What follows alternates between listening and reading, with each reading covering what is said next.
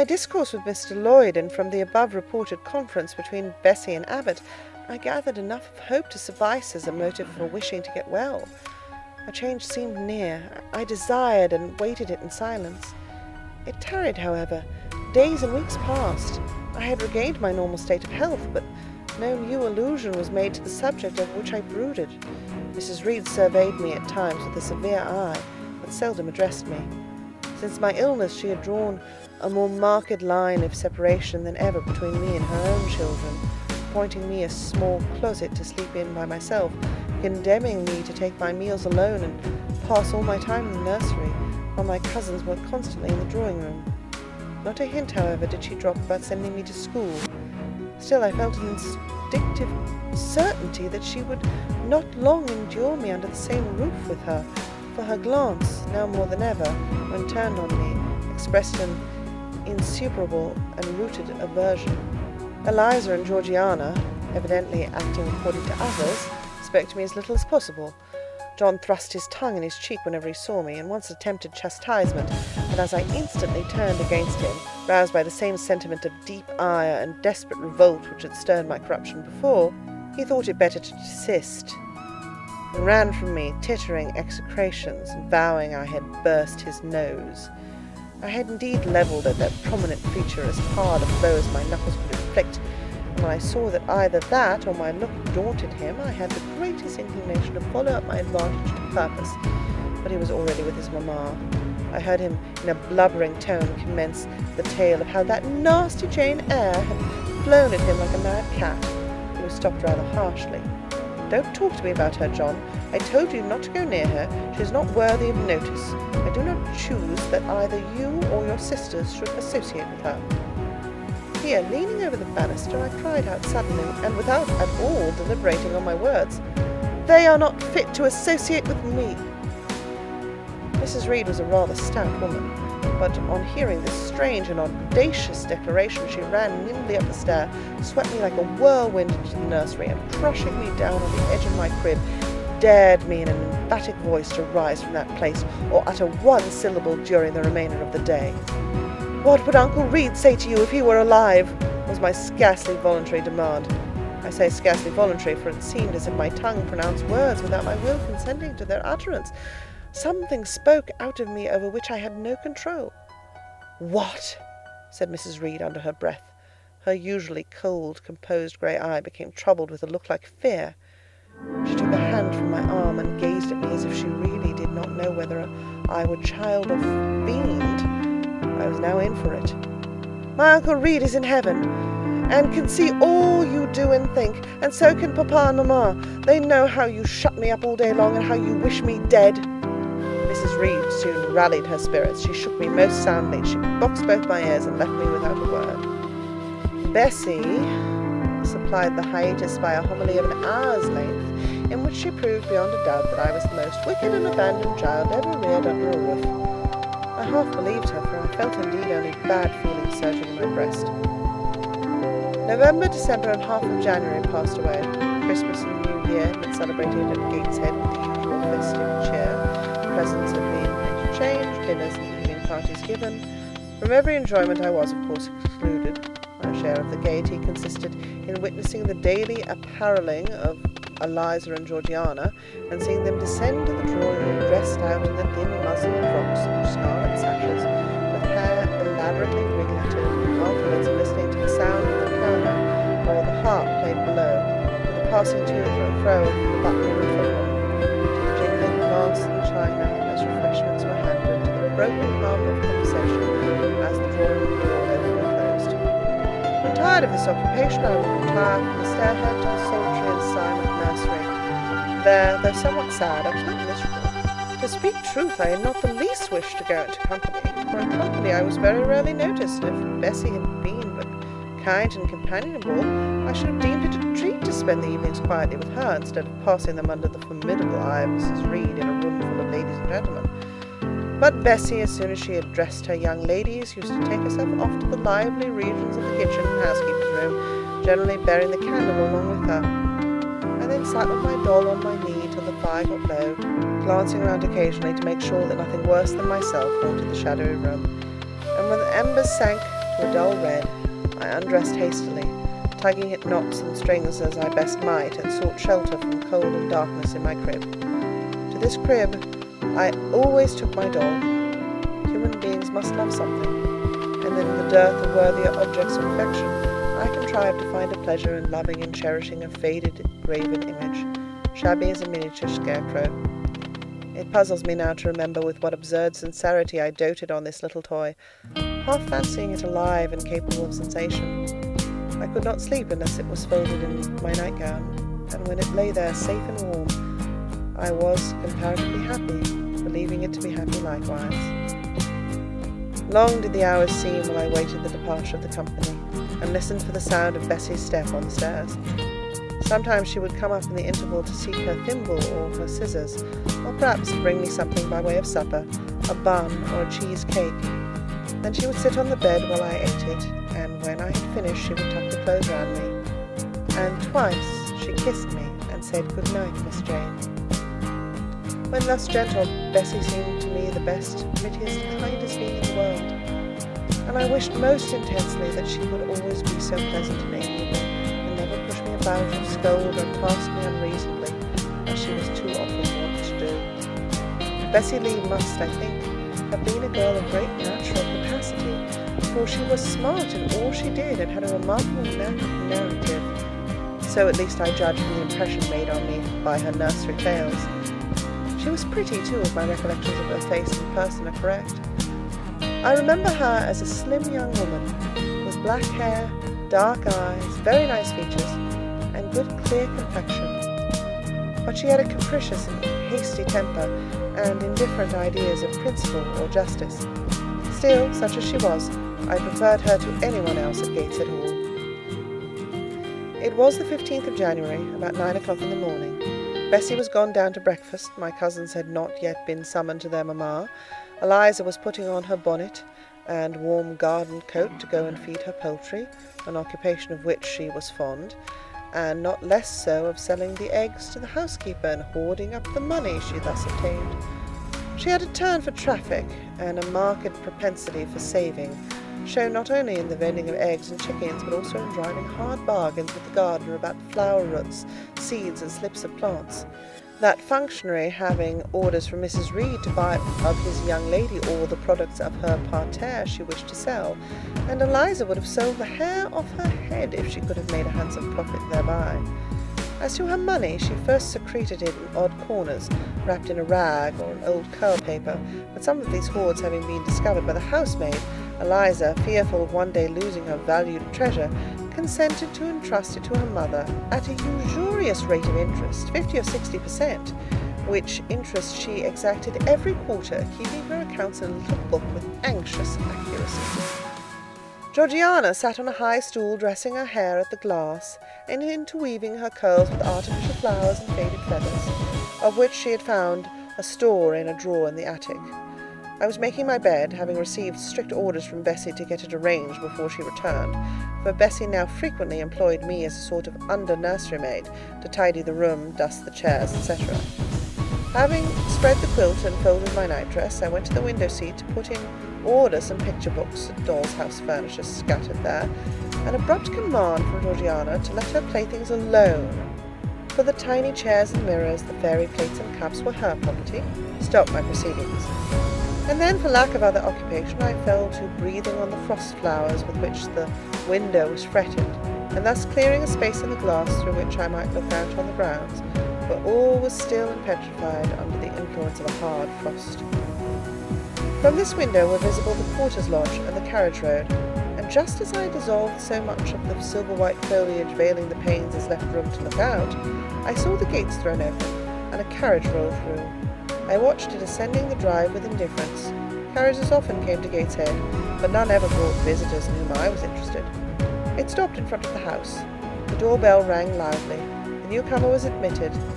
All this being nothing to me, my vacant attention soon found lively attraction in the spectacle of a little hungry robin, which came and chirruped on the twigs of the leafless cherry tree nailed against the wall near the casement. The remnants of my breakfast of bread and milk stood on the table, and having crumbled a morsel of roll, I was tugging at the sash to put out the crumbs on the window-sill when Bessie came running upstairs into the nursery. "Miss Jane, take off your pinafore. What are you doing there? Have you washed your hands and face this morning?" I gave another tug before I answered, for I wanted the bird to be secure of its bread. The sash yielded. I scattered the crumbs, some on the stone sill, some on the cherry tree bough. Then, closing the window, I replied, "No, Bessie, I have only just finished dusting." "Troublesome, careless child. What are you doing now? You look quite red, as if you'd been about some mischief. What were you opening the window for?" I was spared the trouble of answering, for Bessie seemed in too great a hurry to listen to explanations. She hauled me to the washstand, inflicted a merciless but happily brief scrub on my face and hands with soap water and a coarse towel, disciplined my head with a bristly brush, denuded me of my pinafore, and then, hurrying me to the top of the stairs, bid me go down directly, as I was wanted in the breakfast room. I would have asked who wanted me. I would have demanded if Mrs. Reed was there, but Bessie was already gone and had closed the nursery door upon me. I slowly descended. For nearly 3 months I had never been called in Mrs. Reed's presence. Restricted so long to the nursery, the breakfast, dining and drawing rooms were become for me awful regions on which it dismayed me to intrude. I now stood in the empty hall. Before me was the breakfast room door, and I stopped, intimidated and trembling. What a miserable little poltroon had fear, engendered of unjust punishment, made of me in those days.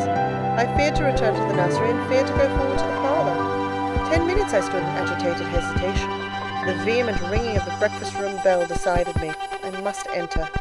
"Who could want me?" I asked inwardly, as with both hands I turned the stiff door handle, which for a second or two resisted my efforts. What should I see besides Aunt Reed in the apartment, a man or woman? The handle turned, the door unclosed, and passing through and curtsying low, I looked up at a black pillar. Such at least appeared to me at first sight, the straight, narrow, sable-clad shape standing erect on the rug. The grim face at the top was like a carved mask, placed above the shaft by way of capital. Mrs. Reed occupied her usual seat by the fireside. She made a signal to me to approach. I did so, and she introduced me to the stony stranger with the words, "This is the little girl respecting whom I applied to you." He, for it was a man, turned his head slowly towards where I stood, and having examined me with 2 inquisitive-looking grey eyes which twinkled under a pair of bushy brows, said solemnly, and in a bass voice, "Her size is small. What is her age?" 10 years. "So much," was the doubtful answer, and he prolonged his scrutiny for some minutes. Presently he addressed me. "Your name, little girl?" "Jane Eyre, sir." In uttering these words I looked up. He seemed to me a tall gentleman, but then I was very little. His features were large, and they and all the lines of his frame were equally harsh and prim. "Well, Jane Eyre, are you a good child?" Impossible to reply to this in the affirmative. My little world held a contrary opinion. I was silent. Mrs. Reed answered for me by an expressive shake of the head, adding soon, "Perhaps the less said on that subject the better, Mr. Brocklehurst." "Sorry indeed to hear it. She and I must have some talk." And bending from the perpendicular, he installed his person in the armchair opposite Mrs. Reed's. "Come here," he said. I stepped across the rug. He placed me square and straight before him. What a face he had, now that it was almost on a level with mine. What a great nose, and what a mouth, and what large, prominent teeth. "No sight so sad as that of a naughty child," he began, "especially a naughty little girl. Do you know where the wicked go after death?" "They go to hell," was my ready and orthodox answer. "And what is hell? Can you tell me that?" "A pit full of fire." "And should you like to fall into that pit and to be burning there forever?" "No, sir." "What must you do to avoid it?" I deliberated a moment. My answer, when it did come, was objectionable. "I must keep in good health and not die." "How can you keep in good health? Children younger than you die daily. I buried a little child of 5 years old only a day or 2 since. A good little child whose soul is now in heaven. It is to be feared the same could not be said of you were you to be called hence." Not being in a condition to remove his doubt, I only cast my eyes down on the 2 large feet planted on the rug, and sighed, wishing myself far enough away. I hope that sigh is from the heart, and that you repent of ever having been the occasion of discomfort to your excellent benefactress. Benefactress, benefactress, said I, inwardly.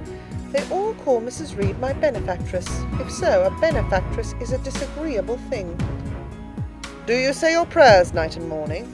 Continued my interrogator. Yes, sir. Do you read your Bible? Sometimes. With pleasure. Are you fond of it? I like Revelations, and the book of Daniel, and Genesis, and Samuel, and a little bit of Exodus, and some parts of Kings and Chronicles, and Job and Jonah. And the Psalms, I hope you like them. No, sir. No? Oh, shocking. I have a little boy younger than you who knows 6 psalms by heart. And when you ask him which he would rather have, a gingerbread nut to eat or a verse of a psalm to learn, he says, "Oh, the verse of a psalm! Angels sing psalms," said he. "I wish to be a little angel here below." He then gets 2 nuts in recompense for his infant piety. Psalms are not interesting, I remarked. That proves you have a wicked heart. And you must pray to God to change it, to give you a new and clean one, to take away your heart of stone and give you a heart of flesh.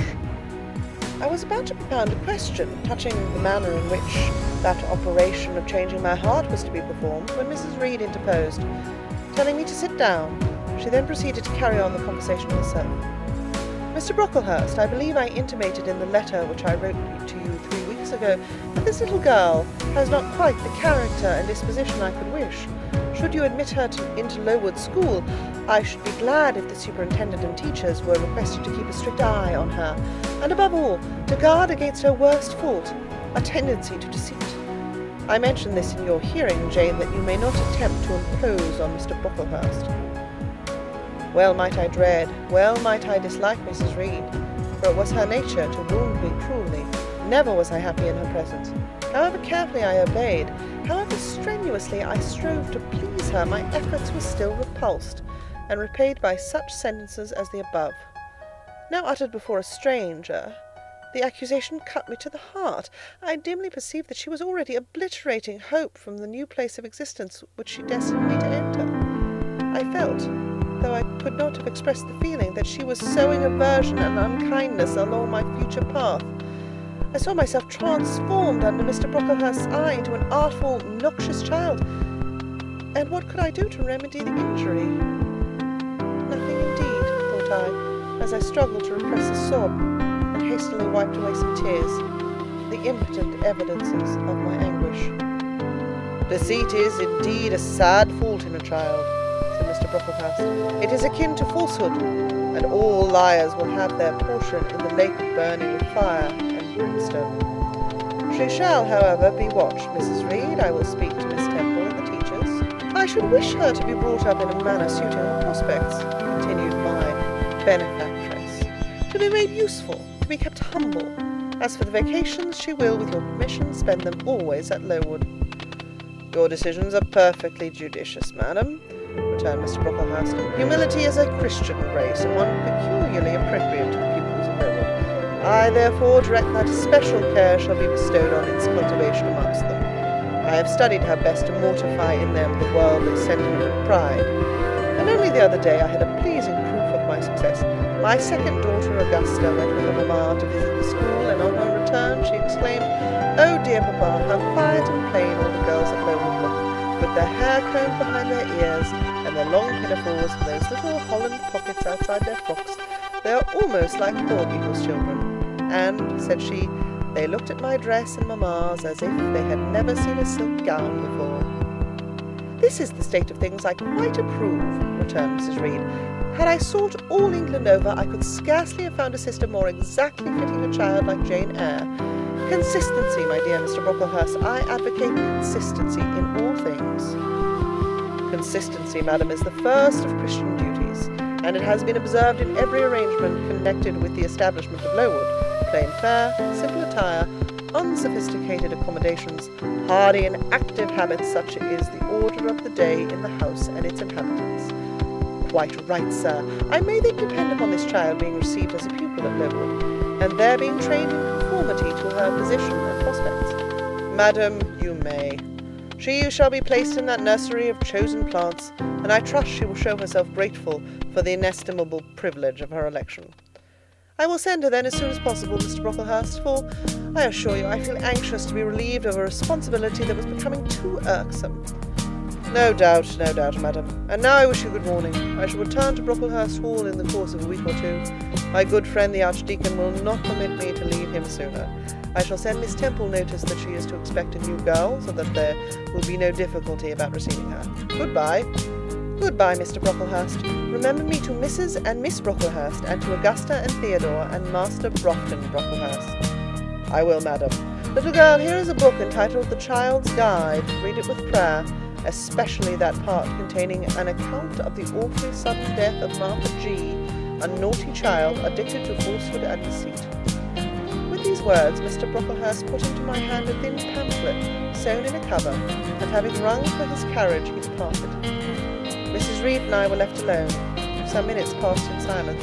She was sewing. I was watching her.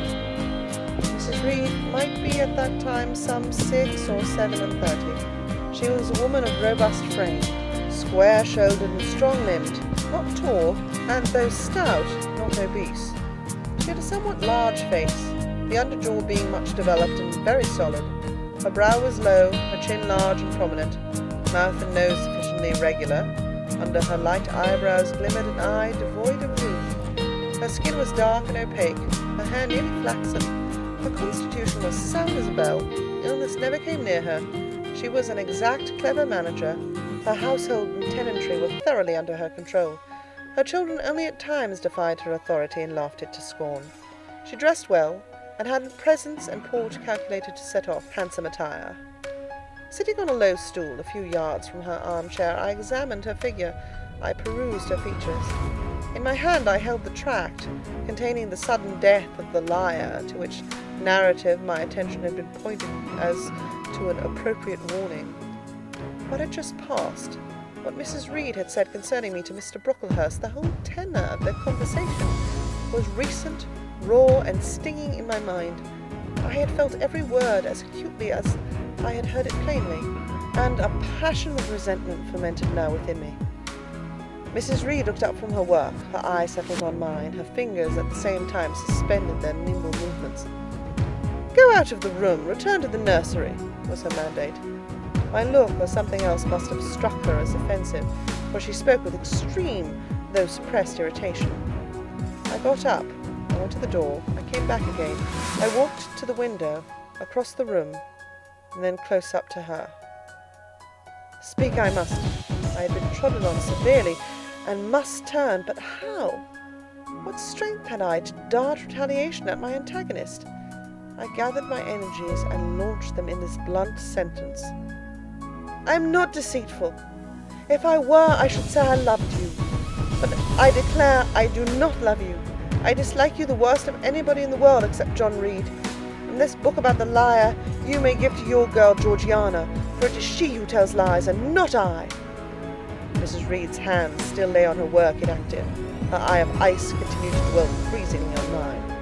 What more have you to say? She asked, rather in the tone in which a person might address an opponent of adult age than such as is ordinarily used to a child. That eye of hers, that voice, stirred every antipathy I had. Shaking from head to foot, thrilled with ungovernable excitement, I continued, I am glad you are no relation of mine. I will never call you aunt again as long as I live. I will never come to see you when I am grown up. And if anyone asks me how I liked you and how you treated me, I will say the very thought of you makes me sick, and that you treated me with miserable cruelty. How dare you affirm that, Jane Eyre? How dare I, Mrs. Reed? How dare I? Because it is the truth. You think I have no feelings, and that I can do without one bit of love or kindness. But I cannot live so, and you have no pity. I shall remember how you thrust me back, roughly and violently thrust me back into the Red Room, and locked me up there to my dying day, though I was in agony, though I cried out while suffocating with distress, have mercy, Aunt Reed. And that punishment you made me suffer because your wicked boy struck me, knocked me down for nothing. I will tell anybody who asks me questions this exact tale. People think you are a good woman, but you are bad, hard-hearted. You are deceitful. Ere I had finished this reply, my soul began to expand, to exalt, with the strangest sense of freedom, of triumph I had ever felt. It seemed as if an an invisible bond had burst, and that I had struggled out into unhoped-for liberty. Not without cause was this sentiment. Mrs. Reed looked frightened. Her work had slipped from her knee. She was lifting up her hands, rocking herself to and fro, and even twisting her face as if she would cry. "Jane, you are under a mistake. What is the matter with you? Why do you tremble so violently? Would you like to drink some water?" "No, Mrs. Reed." "Is there anything else you wish for, Jane? I assure you I desire to be your friend." "Not you. You told Mr. Brocklehurst I had a bad character, a deceitful disposition, and I'll let everybody at Lowood know what you are and what you have done." "Jane, you don't understand these things. Children must be corrected for their faults." "Deceit is not my fault," I cried out in a savage high voice. "But you are passionate, Jane. That you must allow. Now return to the nursery, there's a dear, and lie down a little." "I am not your dear. I cannot lie down. Send me to school soon, Mrs. Reed, for I hate to live here." "I will indeed send her to school soon," murmured Mrs. Reed sotto voce, and gathering up her work, she abruptly quitted the apartment. I was left there alone, winner of the field. It was the hardest battle I had fought and the first victory I had gained. I stood a while on the rug, where Mr. Brocklehurst had stood, and I enjoyed my conqueror's solitude. First I smiled to myself and felt elated, but this fierce pleasure subsided in me as fast as did the accelerated throb of my pulses. A child cannot quarrel with its elders as I had done, cannot give its furious feelings uncontrolled play as I had given mine, without experiencing afterwards the pang of remorse and the chill of reaction. A ridge of lighted heath, alive, glancing, devouring, would have been a meet emblem of my mind when I accused and menaced Mrs. Reed. The same ridge, black and blasted after the flames are dead, would have represented as neatly my subsequent condition, when a half-hour's silence and reflection had shown me the madness of my conduct, and the dreariness of my hatred and hating position. Something of vengeance I had tasted for the first time. As aromatic wine it seemed, on swallowing, warm and racy. Its after-flavour, metallic and corroding, gave me a sensation as if I had been poisoned. Willingly would I now have gone and asked Mrs. Reed's pardon, but I knew, partly from experience, partly from instinct, that was the way to make her repulse me with double scorn, thereby re-exciting every turbulent impulse of my nature. I would fain exercise some better faculty than that of fierce speaking, fain find nourishment for some less fiendish feeling than that of sombre indignation. I took a book, some Arabian tales. I sat down and endeavoured to read. I could make no sense of the subject. My own thoughts swam always between me and the page I had usually found fascinating. I opened the glass door in the breakfast room. The shrubbery was quite still. The black frost reigned, unbroken by sun or breeze, through the grounds. I covered my head and arms with the skirt of my frock, and went out to walk in a part of the plantation which was quite sequestered. But I found no pleasure in the silent trees, the falling fir cones, the congealed relics of autumn, russet leaves swept by past winds in heaps and now stiffened together. I leaned against a gate and looked into an empty field where no sheep were feeding, where the short grass was nipped and blanched. It was a very grey day, a most opaque sky, onding on snow, canopied all. Thence flakes fell at intervals which settled on the hard plain and on the hoary lea without melting. I stood, a wretched child enough, whispering to myself over and over again, "What shall I do? What shall I do?" All at once I heard a clear voice call, "Miss Jane, where are you? Come to lunch." It was Bessie I knew well enough, but I did not stir. Her light step came tripping down the path. "You naughty little thing," she said. "Why don't you come when you're called?" Bessie's presence, compared with the thoughts over which I had been brooding, seemed cheerful, even though as usual she was somewhat cross. The fact is, after my conflict with and victory over Mrs. Reed, I was not disposed to care much for the nursemaid's transitory anger, and I was disposed to bask in her youthful lightness of heart. I just put my two arms round her and said, "Come, Bessie, don't scold." The action was more frank and fearless than any I was habituated to indulge in. Somehow it pleased her. "You're a strange little child, Miss Jane," she said, as she looked down at me. "A little roving, solitary thing. You're going to school, I suppose?" I nodded. And won't you be sorry to leave poor Bessie? What does Bessie care for me? She's all scolding me. Because you're such a queer, frightened, shy little thing. You should be bolder. What, to get more knocks? Nonsense. But you are rather put upon, that's certain. My mother said when she came in to see me last week, she would not like a little one of her own to be in your place. Now come in, I've got some good news for you. I don't think you have, Bessie. Child, what do you mean? What sorrowful eyes you fix on me. Well, but Mrs. and the young ladies and Master John are going out to tea this afternoon. You shall have tea with me. I'll ask cook to bake you a little cake, and then you shall help me to look over your drawers, for I'm soon to pack your trunk. Mrs. intends you to leave Gateshead in a day or two, and you shall choose what toys you like to take with you. Bessie, you must promise not to scold me any more till I go. Well, I will. But mind you're a very good girl. Don't be afraid of me. Don't start when I have a chance to speak rather sharply. It's so provoking. I don't think I shall ever be afraid of you again, Bessie, because I've gotten used to you, and I shall soon have another set of people to dread. If you dread them, they'll dislike you. As you do, Bessie. I don't dislike you, miss. I believe I'm fonder of you than of all the others. You don't show it, you sharp little thing. You've got quite a new way of talking. What makes you so venturesome and hardy? Why, I shall soon be away from you, and besides, I was going to say something about what had passed between me and Mrs. Reed, but on second thoughts I considered it better to remain silent on that head. And so you're glad to leave me? Not at all, Bessie, indeed. Just now I'm rather sorry. Just now? And rather? How coolly my little lady says it. I dare say now, if I were to ask you for a kiss, you wouldn't give it me. You'd say you'd rather not. I'll kiss you and welcome. Bend your head down. Bessie stooped. We mutually embraced, and I followed her into the house quite comforted. That afternoon lapsed in peace and harmony, and in the evening Bessie told me some of her most enchanting stories, and sang me some of her sweetest songs. Even for me, life had its gleams of sunshine. End of chapter 4.